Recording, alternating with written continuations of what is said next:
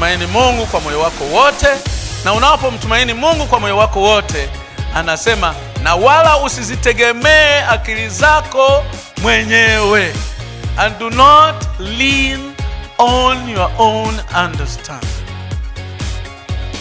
Lakini anasema na katika njia zako zote umkiri yeye. In all your ways acknowledge him and he will straighten your ways. Na katika njia zako zote umkiri yeye, naye atazinyosha njia zako. Mbona atazinyosha?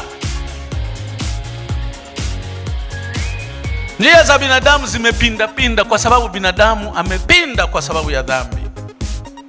Bwana asifiwe. Kwa hiyo tunapomkabidhi Mungu wetu, ananyosha, kwa sababu Mungu amenyoka zaidi ya rula. Mungu amenyoka kweli kweli. Usifikiri kwamba Mungu siku moja unaweza kumpindisha au kikundi fulani kikakaa kikajadili kikampindisha Mungu. Hamna. Mungu amenyoka tu siku zote. Na ndio maana ni vizuri kumlingana Mungu.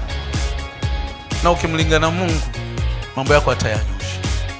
Kabidhi njia zako, mambo yako yote, mipango yako yote